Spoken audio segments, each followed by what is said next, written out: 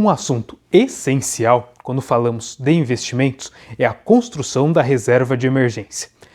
Esse capital é utilizado em situações muito adversas onde nós não imaginamos o que pode acontecer.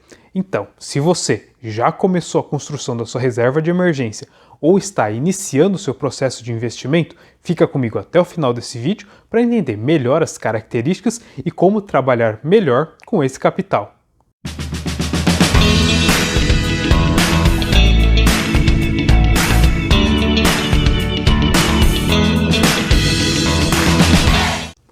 Olá, meus amigos, é um prazer encontrá-los novamente. Se essa é a primeira vez que você acompanha o conteúdo do canal, seja muito bem-vindo. Meu nome é Augusto, sou assessor de investimento e também o seu amigo investidor. Mas se você já acompanhou um conteúdo aqui e resolveu voltar para mais conhecimento, não se esqueça de verificar se já está inscrito no canal e curtir e compartilhar esse vídeo com um amigo que você quer que invista melhor. Porque hoje nós vamos falar da construção da reserva de emergência. E é muito importante que todos os investidores tenham essa reserva para que possam investir com mais tranquilidade. Vamos lá. A reserva de emergência é o capital que nós deixamos reservado para que ele tenha uma boa opcionalidade. O que seria isso? É um dinheiro que nós precisamos ter fácil acesso. Por quê? Quando nós estamos falando da reserva de emergência, nós não sabemos exatamente qual será a emergência, mas nós sabemos que um dia ela acontecerá. Então é muito importante estar protegido em relação a esse tipo de evento. Como nós não sabemos de quanto em quanto tempo nós teremos uma emergência, é necessário algo que nós conhecemos como liquidez diária. Por quê? Porque você pode precisar do dinheiro imediatamente. Não basta ter uma aplicação em um fundo de investimento que você demore 30, 60, 90 dias para obter o seu capital para utilizar. A emergência já pode ter ficado ainda maior se você esperar esse prazo. Então vamos fazer uma análise desse investimento sobre a ótica das 4 características fundamentais. Eu já comentei com vocês do método 2R2T. Se você não conhece, dá uma olhadinha no card que vai aparecer o vídeo que eu explico melhor. Então vamos pensar na nossa reserva de emergência. Vamos pensar no R de rentabilidade. Veja, o nosso objetivo ao investir é conseguir uma boa rentabilidade para o nosso capital. Porém, no capital que nós reservamos para as emergências, esse não é o principal ponto para termos atenção. Não quer dizer que nós temos que deixar a nossa reserva de emergência em um investimento ruim, mas quer dizer que esse não é o principal ponto de análise, porque a liquidez é muito mais importante. Então, sob o ponto de vista da rentabilidade, existem investimentos de liquidez diária que proporcionam ainda assim taxas acima do CDI. Por exemplo, quando nós estamos falando de um CDB, algo próximo de 103 ou 104 da taxa CDI com liquidez diária pode ser interessante. E é muito importante atentar se está definido como liquidez diária. Por quê? Existem alguns investimentos que também são CDBs que possuem rentabilidades próximas a essa, mas não são de liquidez diária. E o que ocorre? Como o CDB não é um investimento de liquidez, ele tem a sua liquidez apenas no vencimento, caso você opte por resgatar um CDB que não seja de liquidez diária, você pode resgatar menos do que o valor investido. Por mais que a rentabilidade não seja o principal objetivo, não quer dizer que nós toleraremos uma rentabilidade negativa. Então é por isso que esse investimento vai render acima do CDI, mas ter essa opção de liquidez diária. Outra alternativa seria um fundo referenciado DI, por exemplo. Esses fundos de investimento têm por característica acompanhar o índice que eles têm como benchmark, que no caso é a própria taxa DI. Então, eles têm um valor que eles acompanham, e esse valor é muito próximo da taxa CDI que esse CDB vai acompanhar. O fundo ele tem um pouco mais de oscilação e por isso é esperado que ele tenha um retorno um pouco maior por ser um investimento mais arriscado. E é bem importante observar se a liquidação e o resgate ocorrem em D0, ou seja, no mesmo dia da solicitação. Por exemplo, quando você tem uma liquidação em D0, um pedido feito pela manhã, à tarde já estará disponível na conta da corretora.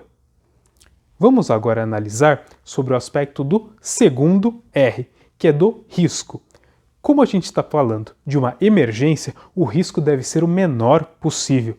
Então, nós temos que dar preferência para emissores muito seguros.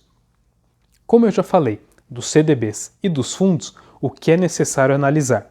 Quais são os emissores desses CDBs, se são bancos reconhecidos, se nós estamos falando de um emissor de um título público, como uma LFT, o governo é considerado um dos melhores emissores, porque, em última análise, ele pode fazer a impressão de dinheiro.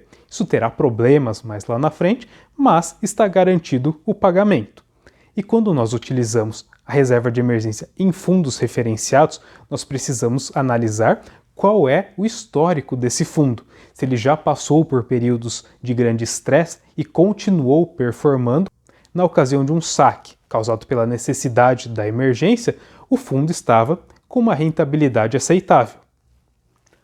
Passando para os T's, que nós temos o T de tempo e o T de tributação. Como eu já falei mais no começo desse vídeo, o tempo e a liquidez deve ser liquidez diária, porque a emergência não espera. Então é muito importante ter o acesso a esse dinheiro o mais rápido possível. E como fica a questão da tributação? Bom, com essas características que eu já apresentei para vocês, é de se concluir que esse investimento estará na renda fixa. Por quê? Porque ela possui uma rentabilidade mais baixa em troca de uma segurança maior. E é isso que nós buscamos na nossa reserva de emergência. Então, na tributação da renda fixa, ocorre a incidência do imposto de renda de acordo com a tabela regressiva. Ou seja, pode existir uma alíquota de 22,5% no caso de um resgate após pouco tempo de investimento. Mas se nós alongamos esse período de resgate, porque não aconteceu nenhuma emergência, nós pagamos uma alíquota menor.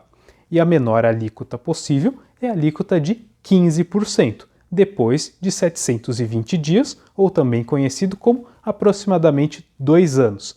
Então, se nenhuma emergência acontecer nesses 2 anos e o dinheiro continuar investido ou nesse CDB ou nesse fundo, a alíquota será a mínima de 15%. Bom, nós já sabemos que precisamos ter uma rentabilidade aceitável, porém esse não é o nosso foco. O risco deve ser o menor possível, o tempo deve ser de liquidez diária e a tributação vai variar de 22,5% a 15%. Mas qual é o valor ideal para deixar reservado para a nossa reserva de emergência? Existe um certo consenso de recomendar 3 meses para quem tinha uma fonte estável de receita e 6 meses de renda mensal para quem era um trabalhador autônomo ou tinha menos previsibilidade. Porém, os eventos mais recentes mostraram que mesmo essa regra precisa ser atualizada. Então, para você que não tem estabilidade nas suas receitas, o ideal é que você já trabalhe com um horizonte de 12 meses de receita guardada. Por quê? Você pode trabalhar com 12 e caso essa emergência dure por muito mais tempo, como uma perda de emprego ou algo que seja de mais longo prazo, você pode diminuir um pouco o seu padrão de vida sem sacrificar muito dos seus investimentos, porque a reserva ainda vai durar. Agora, se você tem uma previsibilidade maior na sua renda, 6 meses de custo médio mensal são suficientes para que você passe com mais tranquilidade. Mas veja, essa regra não é absoluta e você pode optar por mais prudência. Um caso que é importante pontuar, por exemplo, é o dos precatórios. Os precatórios são títulos de dívida reconhecidos judicialmente e sem mais apelação, mas mesmo assim, isso não é uma garantia de que eles serão pagos imediatamente. Por exemplo, como nós não estamos com uma folga grande no orçamento, no ano de 2022 pode ser que sejam pagos parcelados, seja postergado um pagamento, ou seja, mesmo com uma fonte estável de receita, não é uma garantia que você não terá uma emergência e terá esse dinheiro à disposição. Então você pode utilizar a sua carteira de investimentos para ter um percentual dela reservado para a sua reserva de emergência. E você, já começou a sua reserva de emergência? Já finalizou? Você já tem essa quantidade de meses que eu comentei aqui no vídeo? Você já tem a sua reserva de emergência, então você está pronto para começar a sua carteira de investimento visando o longo prazo. Lembre-se, a reserva de emergência é a sua primeira proteção e por isso ela faz parte de toda a composição de investimentos. Se você gostou desse conteúdo, não deixe de curtir e compartilhar esse vídeo com alguém que você quer que invista melhor. Até a nossa próxima conversa. Tchau, tchau!